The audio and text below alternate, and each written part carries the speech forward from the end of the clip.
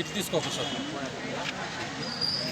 Actually ಏನಂತ ಹೇಳಿದ್ರೆ ಸುಮಾರು ದಿನಗಳಿಂದ ಈ ಚೌಡೇಶ್ವರಿ ವಾರ್ಡ್ 2ರ ಏನು ಇವರು ಕಾಂಗ್ರೆಸ್ನವ್ರು ಮರುನಾಮಕರಣ ಮಾಡಿಬಿಟ್ಟಿದ್ದಾರೆ. ಮರುನಾಮಕರಣ ಯಾರಿಗೂ ಬೇಕಾಗಿರಲಿಲ್ಲ. ಹಾಗಾಗಿ ನಮ್ದು ಏನು ಚೌಡೇಶ್ವರಿ ವಾರ್ಡ್ 2 ಇತ್ತು ಅದೇ ಸಕ್ರಿಯವಾಗಿ ಹಂಗೆ ನಡ್ಕೊಂಡು ಹೋದರೆ ಎಲ್ಲ ತುಂಬ ಚೆನ್ನಾಗಿರುತ್ತೆ. ನಾವು ಈ ಸ್ವಲ್ಪ ದಿನ ಹಿಂದೆಗಡೆ ಸ್ವಲ್ಪ ಒಂದು ಮೀಟಿಂಗ್ ಮಾಡಿದ್ವಿ. ನಾವು ಕಾಂಗ್ರೆಸ್ ಸ್ಥಳೀಯ ಮುಖಂಡರನ್ನು ಕರೆಸಿ ಏನು ಸಾರ್ ಈ ಥರ ಆಗಿದೆ ಅಂತ ನಾವು ಅವ್ರಿಗೂ ಕ್ವಶನ್ ಮಾಡಿದ್ವಿ.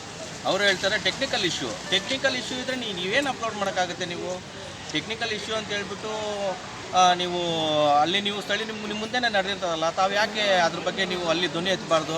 ಚೌಡೇಶ್ವರಿ ವಾರ್ಡ್ ಉದ್ದೇಶಪೂರ್ವಕವಾಗಿ ನೀವು ಬದಲಾಯಿಸ್ಬೇಕಂತಿದ್ದೀರಾ? ಹಾಗಾದರೆ ಏನು ಸರ್ ನಿಮ್ಮದು ಉದ್ದೇಶ? ಹಾಗಾದರೆ ನೋಡಿ, ಇಲ್ಲಿ ಸ್ಥಳೀಯರು ಎಷ್ಟೋ ವರ್ಷಗಳಿಂದ ಚೌಡೇಶ್ವರಿ ವಾರ್ಡ್ 2 ಅನ್ನೋದು ಅದು ಬಂದು ಪ್ರತಿಯೊಬ್ಬರಿಗೂ ಗೊತ್ತಿರೋಂಥ ವಿಚಾರಗಳೇ.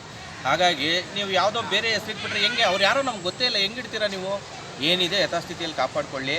ನಾನು ಡಿ.ಕೆ. ಶಿವಕುಮಾರ್ ಸರ್ ಅವ್ರಿಗೂ ಹೇಳ್ತೀನಿ, ಇಲ್ಲಿ ಚೌಡೇಶ್ವರಿ ವಾರ್ಡ್ 2 ಅಂತಿದೆ ಸರ್ ಎಲ್ಲರಿಗೂ ಈ ಚೌಡೇಶ್ವರಿ ವಾರ್ಡ್ ಅನ್ನೋದೇ ಗೊತ್ತಿರೋದಿಲ್ಲಿ.